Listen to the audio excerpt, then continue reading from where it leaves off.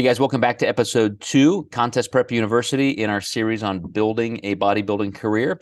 We're going to talk about what exactly you want out of this. And ironically, I had a post similar to this morning about coaches and what they want out of their career.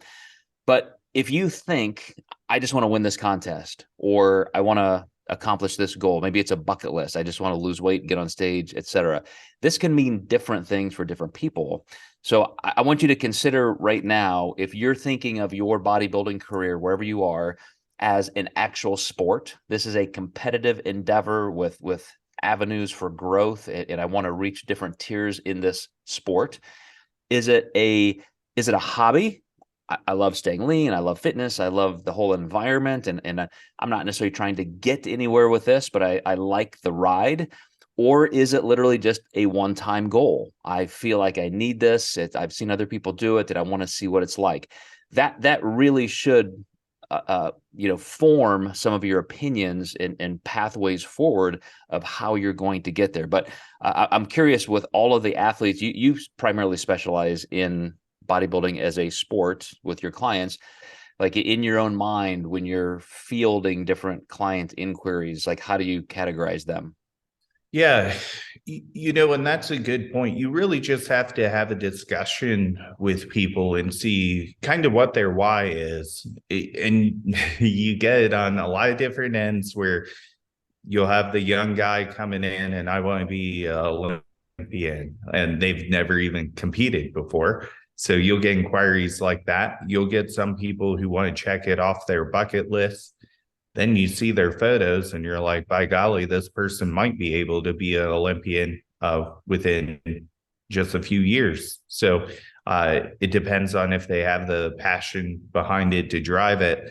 So you do have a lot of those where I would say it's maybe over anxious or over they maybe have their eyes too wide at what they want to do, versus just kind of finding out what the process is like first. And then you have some people who probably should set that bar higher, but they do also understand, this is my first time doing this. Let's see if I even enjoy this or not. And this is why I personally have a model of progressive coaching. So there are doors that I would say are pretty closed for some of my clients' first shows, and drugs is one of them. I don't even explore it with a first time competitor. They need to figure out if they like it, or if they, even enjoy the process, or can they even do it. And I think if we teach that model of letting people use PEDs their first show,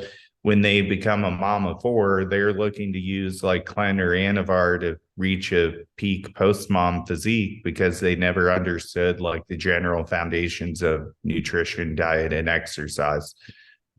Well, and I think that is an important demarcation between a hobbyist and somebody just using this as a goal. Most of the people coming across our content are going to be very competitive.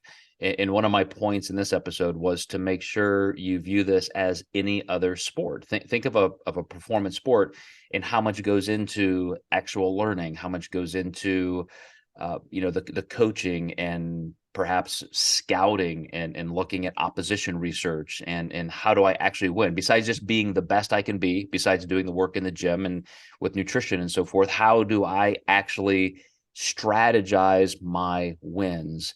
What are some of the things that you talk about with the clients in that vein, in terms of it being a literal sport? Yeah, I do like making comparisons to other sports as well. Whether somebody's injured, or maybe they need some lab work repairs or hormonal repairs, they're on the bench for a while. Or, you can compare them to an athlete where, maybe such and such player wasn't that great in their first season, but then they blossom into being one of the best players in the NBA. Michael Jordan, I believe, was cut from his high school team, if I remember right.